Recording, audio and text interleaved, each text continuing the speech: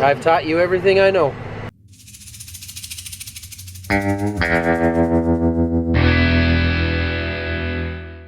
Little different video today. I'm starting at 1:30 in the afternoon.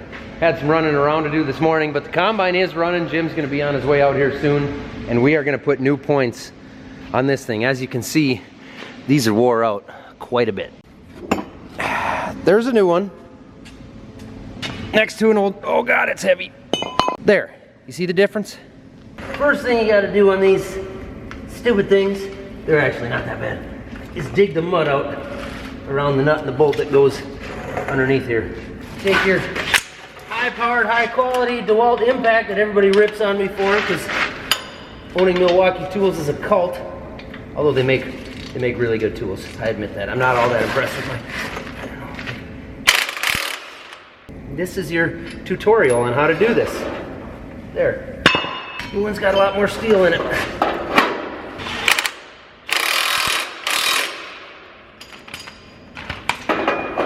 8 to go.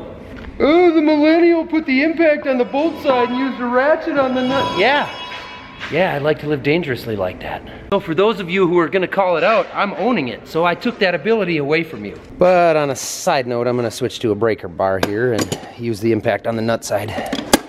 You're welcome. We do have the dryer running and the combine is moving right now as well. In between truckloads here, I'm gonna head up with the grease gun and throw some grease in the bearing of one of the pit doggers. I guess the pit is not empty yet. Gonna have to wait a minute. Look at this guy rolling in. Afternoon, Jim. I was gonna grease one pit dogger, and then I got the ripper in the shed. I got those points started. And the pit's empty, so I'll throw my grease in.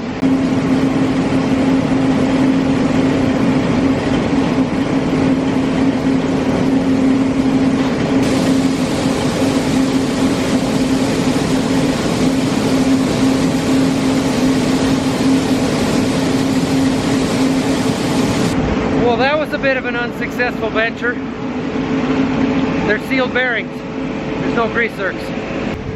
We had one go out the other day. I got lucky and I missed the project of fixing it, so I figured I'd grease the other one in hopes that it wouldn't go out. I was hoping you'd have the rest of them done by now. North side of the yard there now, so once they got that done, they're all in longer rows, so it should go a lot faster. Oh, yeah.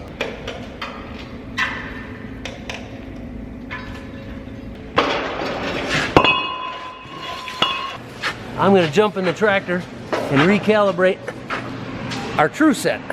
The true set is the system that keeps it at a consistent depth, so it actually senses where it's at and adjusts accordingly instead of just being set to a depth that who knows if it's gonna ride up or change on you. And the most handy part about true set is you can just go in right here and change it all right from in the cab.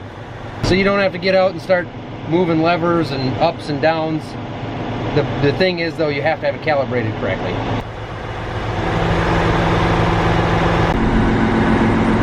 So it's calibrating those front discs right now. It'll calibrate the leveling discs and the frame. Calibration was successful.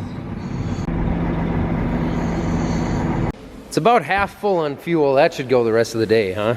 Oh yeah, I'm sure probably just do the engine.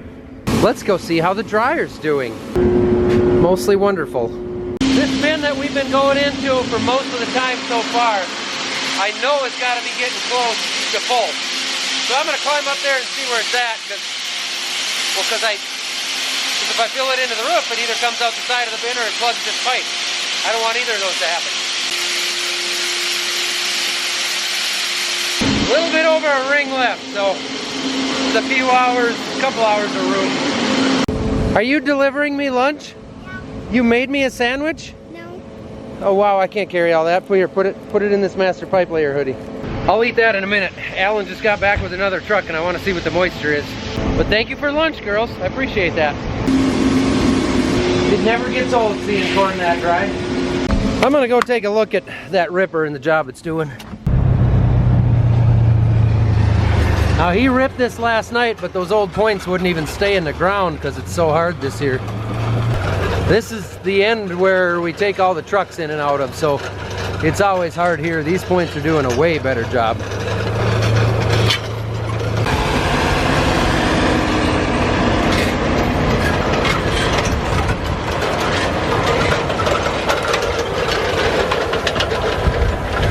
Look good to me for those ends.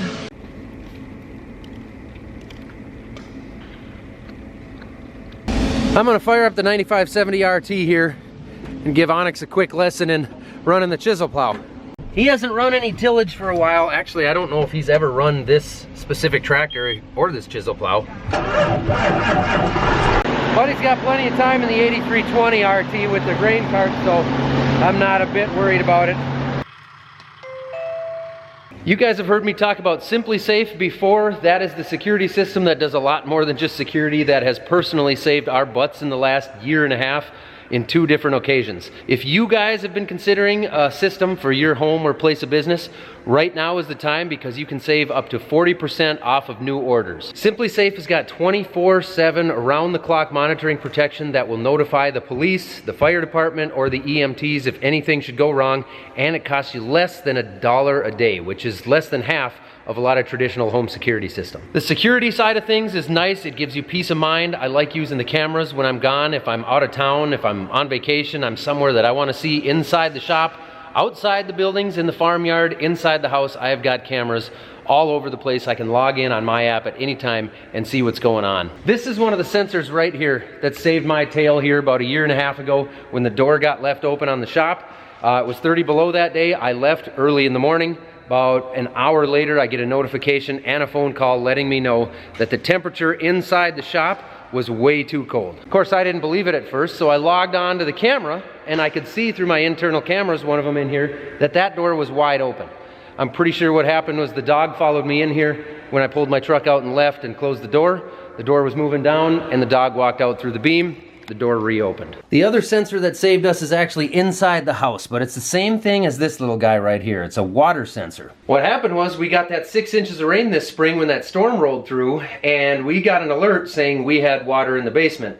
That little sensor in the house picked up a very, very tiny amount of water. Of course, I didn't believe it, but luckily I was at home. I ran down into the basement to check, and sure enough, we had water coming in the basement. It was seeping down the walls, it was coming up through the floor, everything was just so saturated. That gave me a warning and gave me the time to make sure that I had the sump pump running and everything was going good there, and I could get up on top of it before we ended up destroying all the flooring and all the walls and maybe having a lot bigger problem than we could have. There are no long-term contracts involved with Simply Safe, so you can start and stop at any time. You don't have to make any kind of a service appointment. It all comes right to your door. Setup is super easy.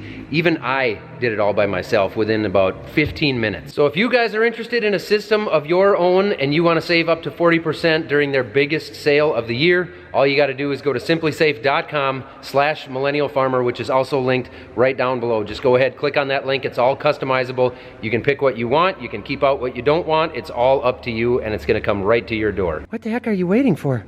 There's no safe like Simply Safe. Simply Safe on. Home.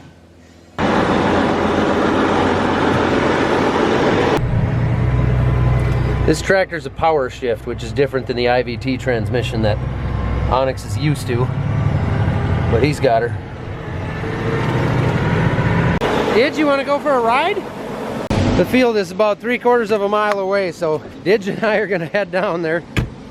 I think it's funny that Didge loves rides all of a sudden. She never used to. She hated them. This way, once I make sure Onyx is good to go, I'll have a ride back here. Hop in, Anna. It's a little narrow in there for you.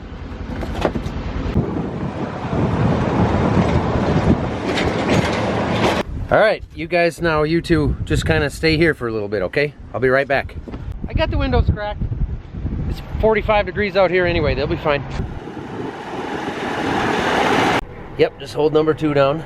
There you go. You got your auto steer line set up. The implement should be set up. Shift, I'm not used to it. You want us to lock the seat in or not? Yeah, I don't like it. You don't like the swivel? Where is it? It's down here somewhere. There we go. There.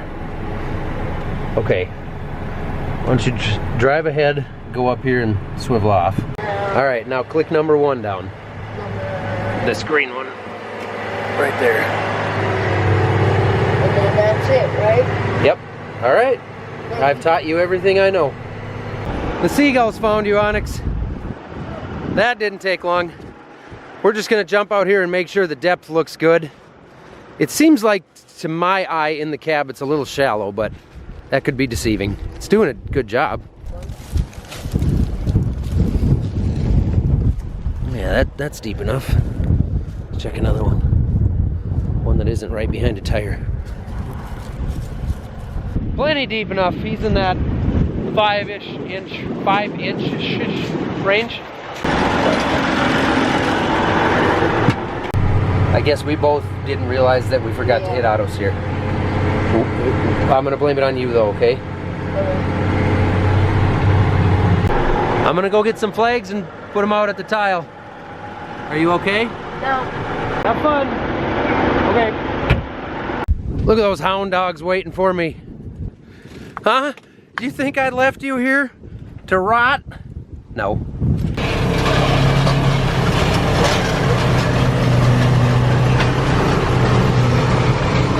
Hey, why don't you stop here and raise it up? I'm going to adjust something. We're getting some straw bunching. I didn't notice it so much from in the tractor, but out here it's pretty obvious. So I'm going to tilt the drag. It's going to leave the ground a little rougher, but then the straw isn't going to bunch up so much. So that just tilts this drag back a little bit. These drag sections gives them a little more angle and allows the soybean straw to flow through a lot easier. And it doesn't clump up, because when we got clumps in the spring, that never works out well.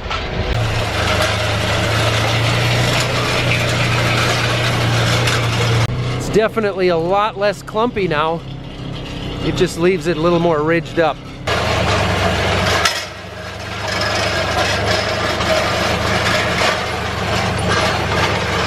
All right, dogs, we gotta go. We're gonna get some tile flags.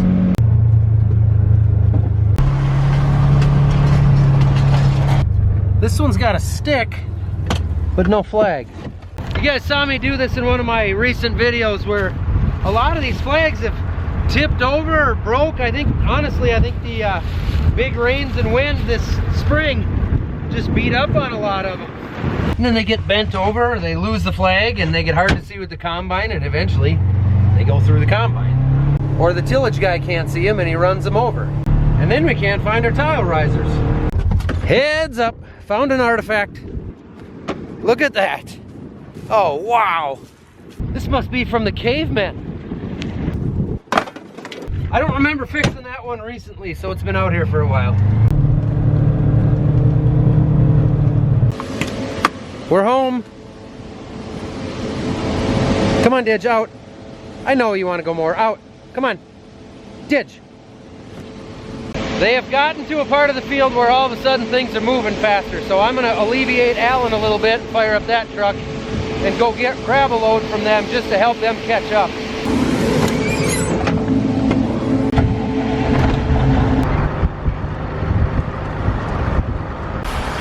That's a beautiful sight. I'm not great at sitting still, so I figured I'd come and see what this corn really looks like. It's short, but it's girthy. Yields so far are average. The dry spots are really disappointing. They're very low. The good spots are really good. Honestly, we needed 1 or 2 more rains in August at the end of the year and it would have pushed everything up, but soybeans are gonna end up right at average. It's looking like corn's probably gonna be right at or maybe even a little bit below. But we got beautiful weather and the corn is dry, so I will take that.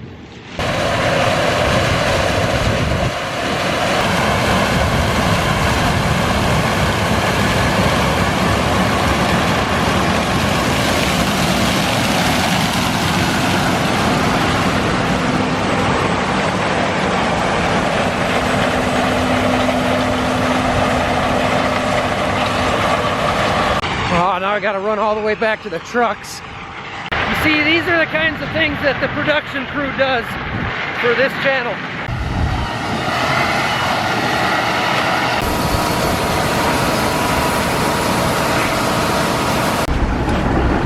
Truck's full.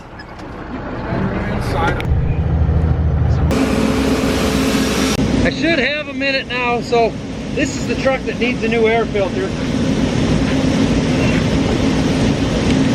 So I'm gonna throw one in it. A little maintenance between loads.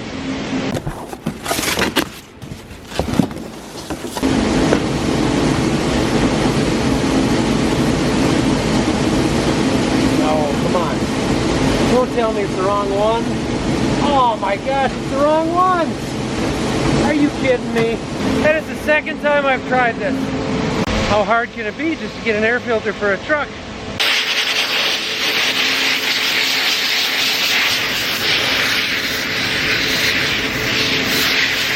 We got that filter blaster deal that goes on the inside of these and works really well, but I don't have time to pull that out and set it up right now.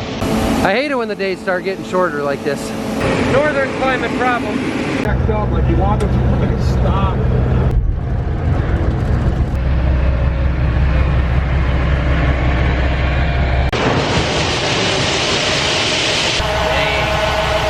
Those some thick tracks. I've got this truck dumping and I know that the bin we're going into has got to be getting real close to full.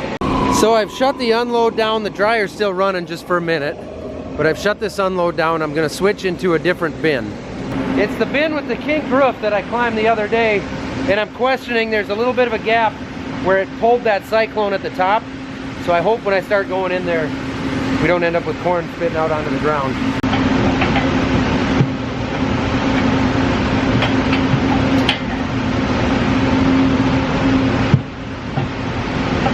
Now, how many brooms and shovels did we leave in here when we cleaned it out?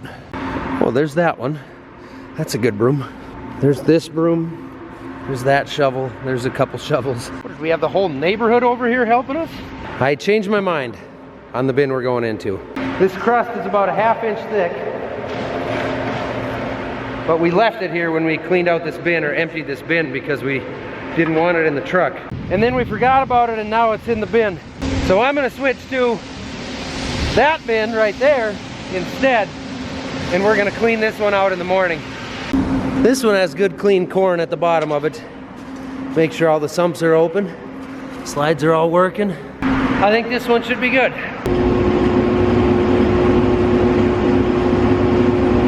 Let's go make sure everything's going where it's supposed to.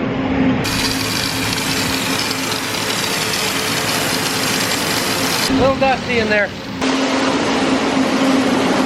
Now this is nice. I can go to my air system and see the PSI and the amps, and since this bin is half the distance as the old one, I know that I can increase my meter roll speed and it's gonna handle it.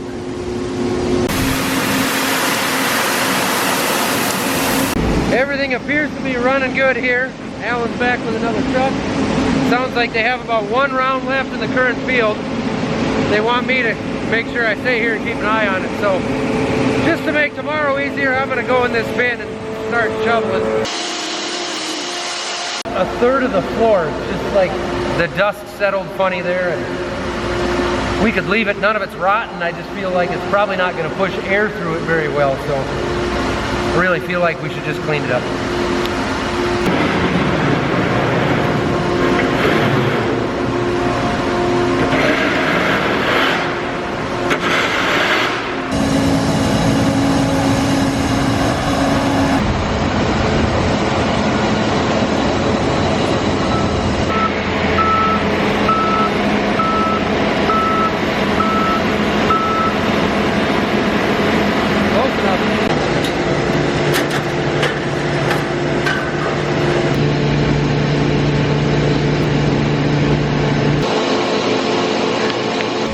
You've been in there a while.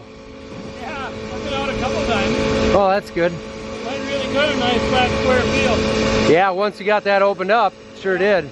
2.0 is gonna help me swap a pump here on the Thunder Creek trailer. We had some issues with it if you watched the last videos and we weren't sure what was going on.